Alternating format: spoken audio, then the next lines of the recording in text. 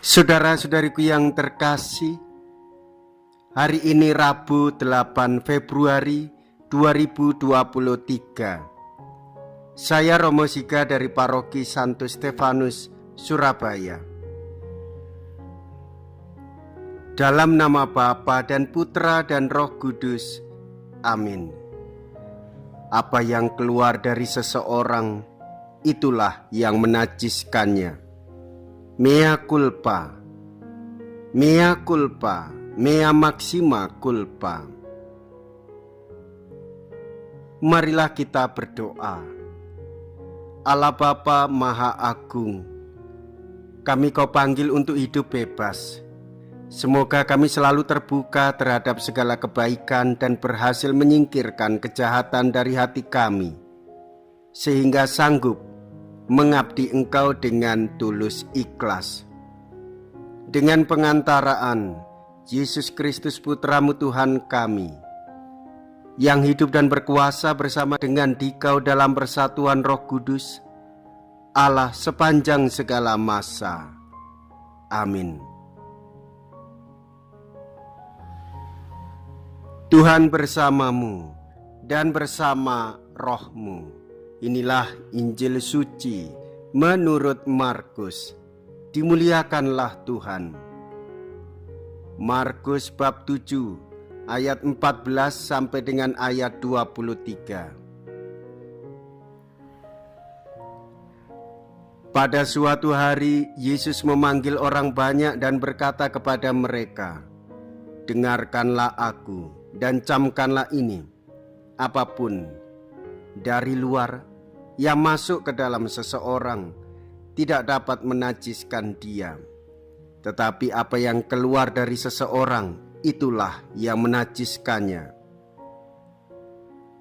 Barang siapa bertelinga untuk mendengar, hendaklah ia mendengar." Sesudah itu Yesus masuk ke sebuah rumah untuk menyingkir dari orang banyak. Maka murid-murid bertanya kepada Yesus tentang arti perumpamaan itu. Yesus menjawab, "Apakah kamu juga tidak dapat memahaminya? Camkanlah, segala sesuatu yang dari luar masuk ke dalam seseorang tidak dapat menajiskan dia, karena tidak masuk ke dalam hati tetapi ke dalam perutnya, lalu dibuang di jamban." Dengan demikian Yesus menyatakan semua makanan halal. Yesus berkata lagi, "Apa yang keluar dari seseorang, itulah yang menajiskannya. Sebab dari dalam hati orang timbul segala pikiran jahat, perzinahan, keserakahan, kejahatan, kelicikan, hawa nafsu, iri hati, hujat, kesombongan, kebebalan. Semua hal-hal jahat ini timbul dari dalam dan menajiskan orang." Demikianlah sabda Tuhan. Terpujilah Kristus.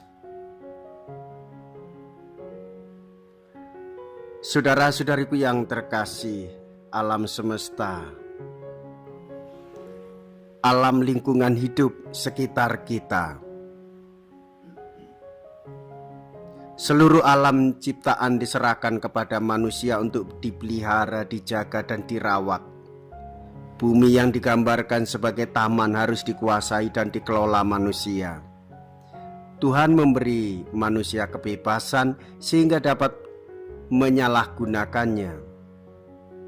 Oleh sebab itu Tuhan Yesus mengingatkan supaya orang menjaga alam sekitarnya dengan sebaik-baiknya.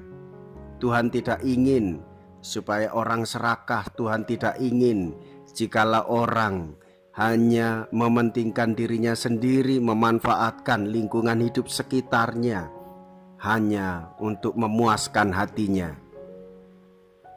Saudara-saudariku yang terkasih, hati harus bersih. Oleh sebab itu Tuhan Yesus mengingatkan supaya orang tidak jahat, karena kejahatan keluar dari hatinya. Bukan dari kodratnya alam ciptaan menjadi baik atau jahat, tetapi karena sikap hati manusialah yang membuat alam sekitar kita menjadi tidak ramah.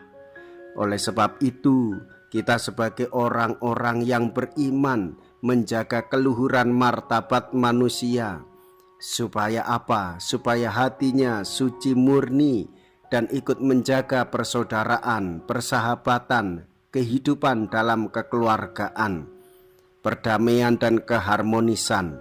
Dengan demikian ia ikut menjaga pula alam sekitarnya. Alam sekitar untuk manusia jagalah dengan baik. Demikian pula persaudaraan kita. Marilah kita berdoa. Allah Bapa Maha Kudus, bersihkanlah kiranya hati kami dengan sabda pengampunan-Mu, dan siapkanlah bagiku, bagi kami semua, kebaikan, kedamaian, dan kerukunan. Dengan pengantaraan Kristus Tuhan kami. Amin. Tuhan beserta kita, sekarang dan selama-lamanya. Semoga Allah yang Maha Kuasa memberkati saudara sekalian, Bapa dan Putra dan Roh Kudus. Amin.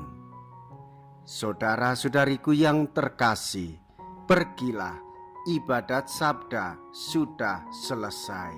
Syukur kepada Allah.